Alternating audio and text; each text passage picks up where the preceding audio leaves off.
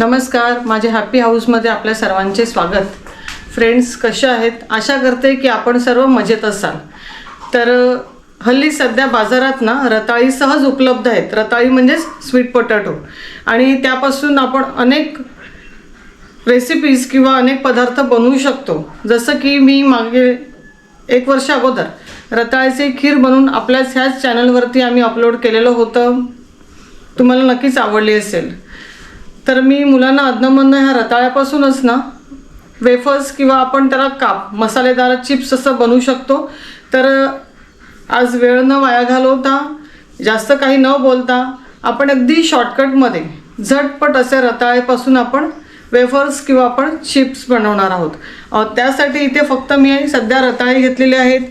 ह्याची पुढची काही कृती आहे ती मी तुम्हाला दाखवणार आहे. फ्रेंड्स, तुम्ही चॅनलला नवीन असाल तर सबस्क्राईब करून घ्या आणि हा व्हिडिओ आवडल्यास लाईक करायला विसरू नका. फ्रेंड्स, आता आपण ह्याचे ना साल काढून जेवढी निघेल ना तेवढी वरवरनं हे स्वच्छ पहिला मी धुवून घेतलेले आहेत. आणि जेवढी याची साल वरवरनं खरवडून निघेल तेवढी, शक्यतो बटाटा पिलर अवॉइड करा, कारण बटाटा पिलरने जास्त साल निघेल याची. आता अशा प्रकारे हे सर्व मी खरवडून घेणार आहे. तर तुम्ही पाहिलं, मी हे अशा प्रकारे रताळी खरवडून घेतलेली आहेत, साफ करून घेतलेली आहेत, स्वच्छ धुतलेली आहेत, आणि त्याची जी काही माती वगैरे असते ती आपण काढून घेतलेली आहे.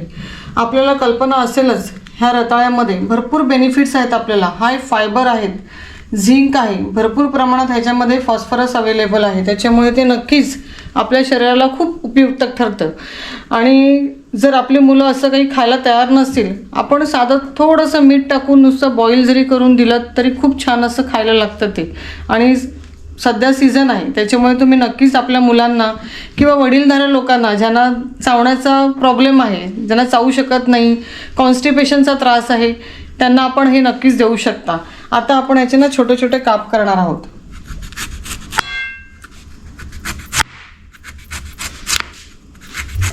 असे पातळ आपण वेफर्स सारखे.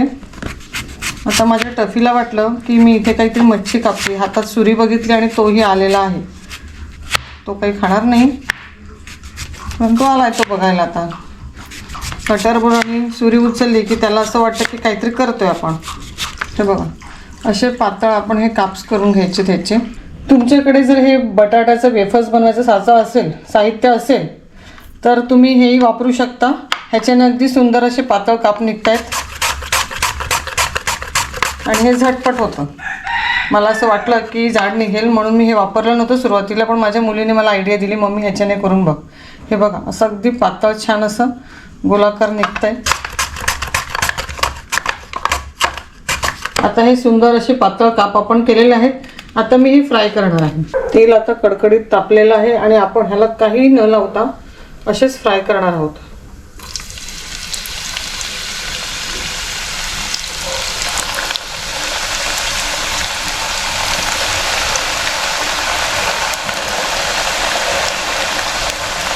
गॅसची फ्लेम फास्टच असणार आहे, तेव्हाच जाऊन ते अगदी कुरकुरीत होणार आहे.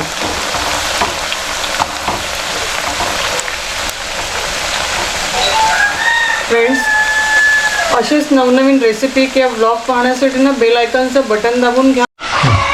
तुम्ही बघताय ह्याचा कलर आता बदलत चाललेला आहे आणि अगदी गोल्डन ब्राऊन कलर आता येईस्तोवर मी ह्याला फ्राय करून घेणार आहे.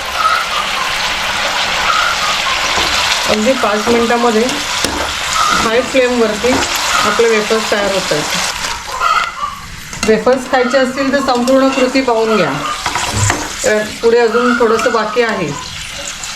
आणि असेच जरी खायचे असेल तरी खूप छान लागतात. हा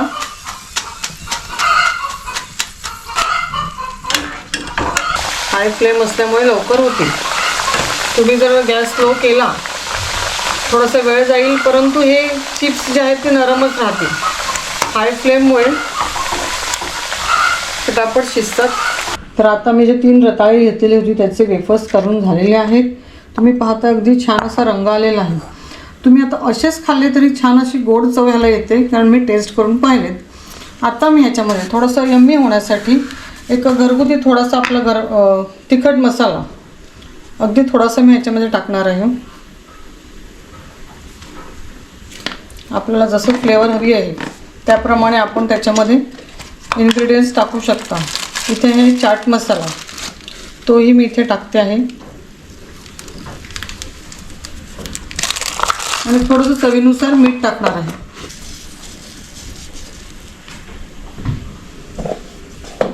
आता आपण हे सर्व एकजीव करणार आहोत.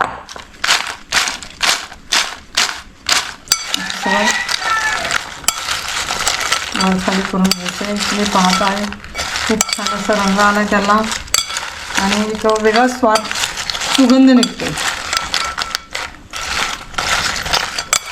आता आपले वेफर्स हे खाण्यासाठी अगदी रेडी झालेले आहेत, झटपट. तर फ्रेंड्स, अशा प्रकारे आपल्या रताळ्याचे वेफर्स चिप्स रेडी आहेत. खूप छान असं खमंग सुटलेलं आहे आणि दिसायलाही एकदम यम्मी आहेत. टेस्ट करून पाहिलं खूप छान लागत आहेत. सो तुम्ही तुमच्या घरी ट्राय करून बघा आणि आजची ही रेसिपी तुम्हाला कशी वाटली ती मला कमेंटद्वारे कळवा. व्हिडिओ संपूर्ण पाहिल्याबद्दल धन्यवाद.